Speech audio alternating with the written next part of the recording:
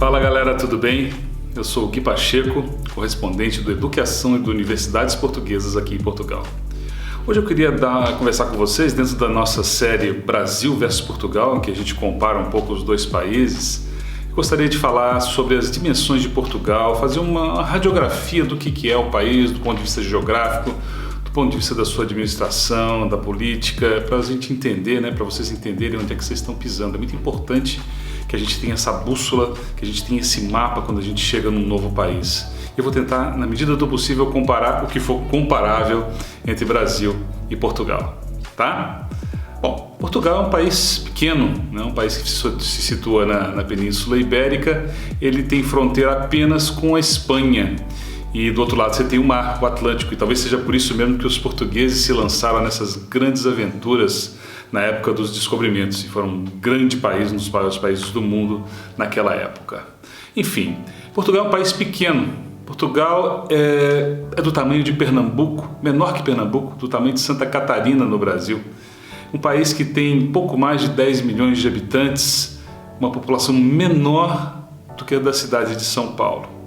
É um país que você cruza de norte a sul em 7 horas de carro, de leste para oeste você cruza em 2 horas e meia, Você saindo aí, vamos dizer, de oeste de Lisboa, você atravessa a fronteira para a Espanha em 2 horas e meia de carro. Então é um país pequeno, apesar de ter uma diversidade imensa. Do ponto de vista demográfico, Portugal é um país envelhecido, um país que tem uma população com mais de 65 anos de idade, maior do que a população de 0 a 19 anos. Ou seja, é um país que, de certa forma, precisa da força de trabalho de imigrantes.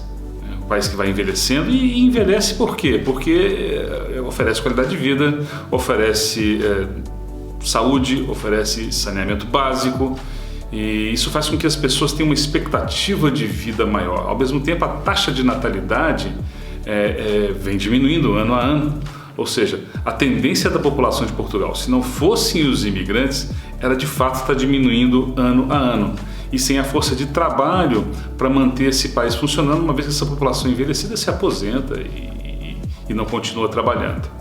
Só para a gente ter uma ideia desses números, a população de 0 a 19 anos em Portugal é de 18%, corresponde a 18% da população. Enquanto quem tem mais de 65 anos corresponde a 22% da população.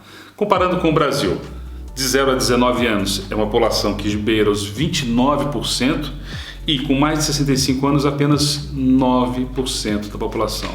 Obviamente tem países em situação, eu diria, mais difícil, mais típica de países subdesenvolvidos do que o Brasil, mas a gente já vê essa diferença, Quer dizer, em Portugal você tem mais idosos do que jovens, e no Brasil você tem o triplo de jovens em relação ao número de idosos. Agora eu queria explicar para vocês um pouco como é que funciona a divisão territorial de Portugal. Primeira coisa, as pessoas esquecem que Portugal não é só aquele pedaço de terra que você tem ali na Península Ibérica que faz fronteira com a Espanha. Não, Portugal também são as ilhas dos Açores, a Ilha da Madeira, o arquipélago dos Açores, o arquipélago da Madeira, que não são colônias portuguesas, que isso fique bem claro, nunca foram colônias portuguesas, fazem parte de Portugal, apesar de estarem muito destacados do continente. Para chegar na Ilha da Madeira ou nos Açores são 2 horas e meia de um voo de avião, ou seja, são ilhas aí isoladas no meio do Atlântico, mas que fazem parte de Portugal. É muito interessante visitar os Açores, a Ilha da Madeira, porque às vezes parece que você está num outro país, mas não, é exatamente Portugal, apesar de ter suas tradições, o seu sotaque próprio, os seus costumes, enfim. Então, Portugal a gente pode dividir nas ilhas e em Portugal continental.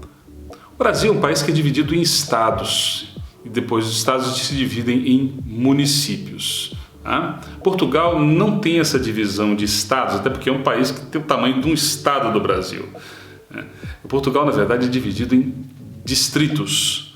Ao todo, Portugal tem 18 distritos no continente.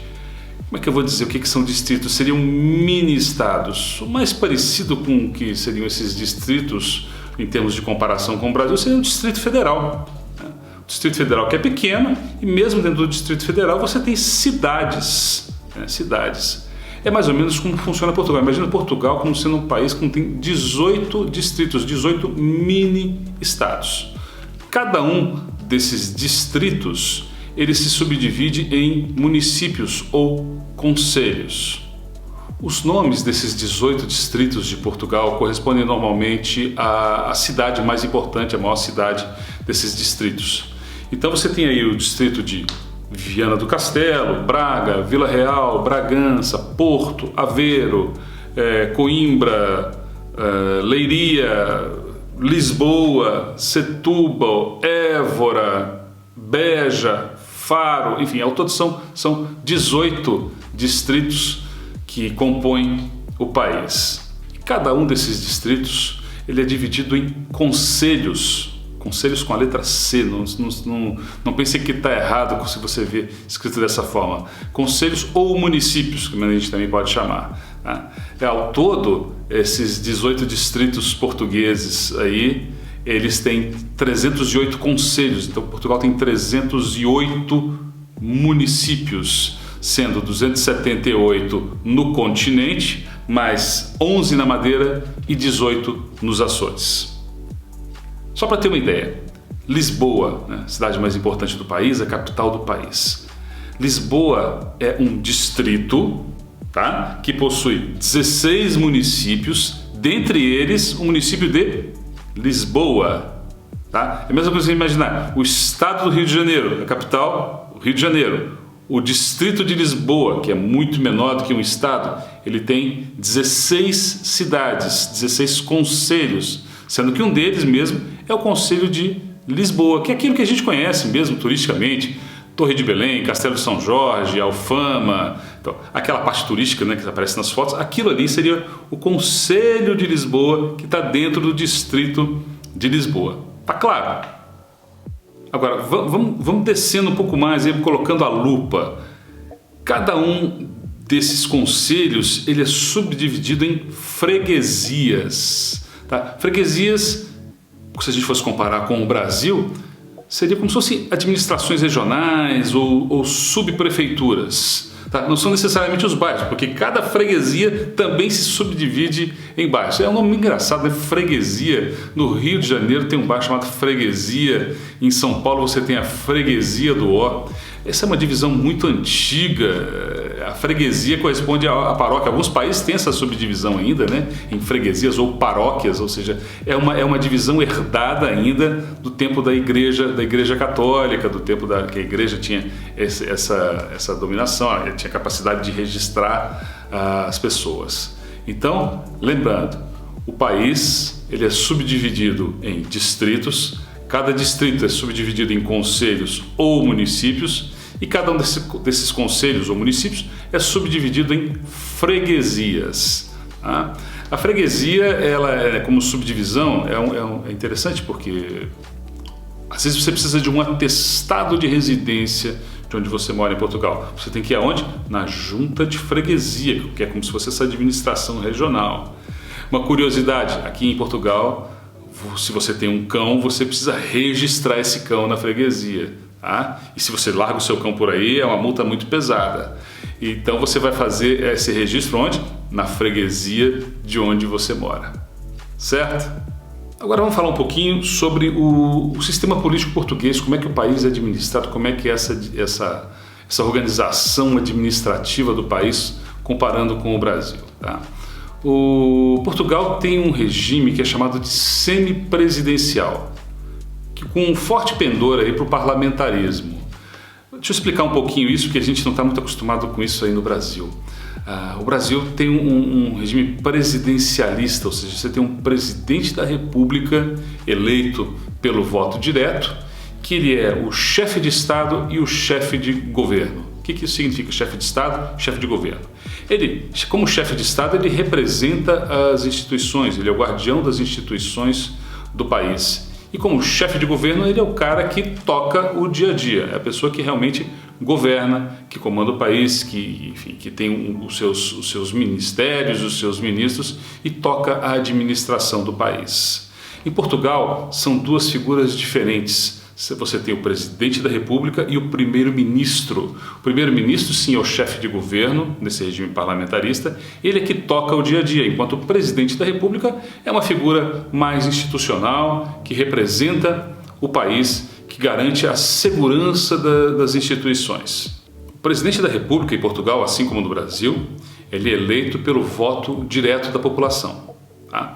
E em Portugal, você, eleitor, você não elege o primeiro-ministro. Você vota em deputados, assim como no Brasil, você vota para deputados federais, para deputados estaduais.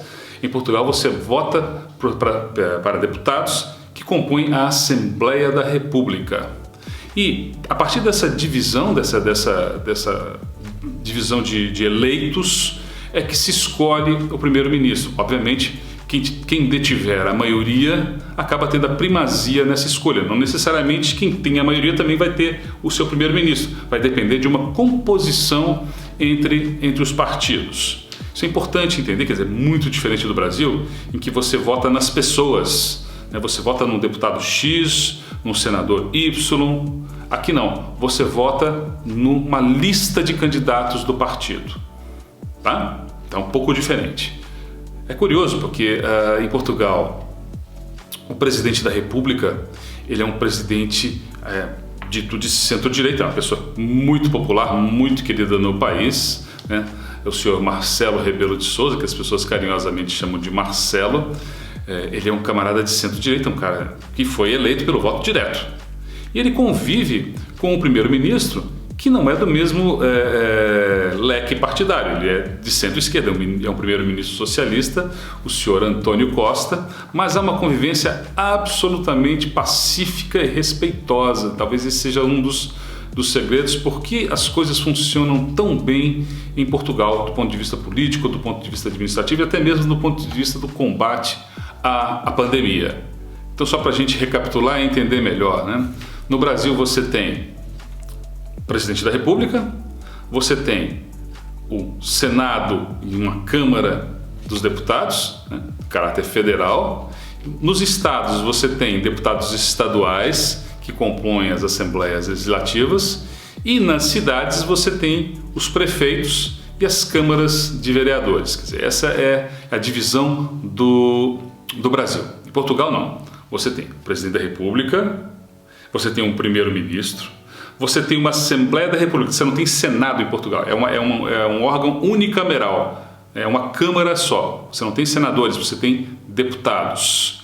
E você não tem deputados estaduais, porque não tem estados, aí você desce no nível dos municípios ou dos conselhos, aí sim você vai ter as câmaras de vereadores e o presidente da Câmara é o chamado, que seria o equivalente ao prefeito das cidades. É o autarca, como eles dizem, é normalmente o presidente da Câmara, que é o camarada que toca a cidade, a administração da cidade. Gente, isso aqui era só para dar uma ideia geral, né, de como funciona Portugal, para quando você chegar aqui você já está entendendo quase tudo sobre o país. E é muito importante a gente saber onde a gente está pisando, conhecer um pouco, né? Não chegar sem uma bússola, sem um mapa, sem nenhuma orientação. E entender um pouco, né, as similaridades e as diferenças que existem em relação ao Brasil. Tá? Hoje ficamos por aqui. Até a próxima, galera!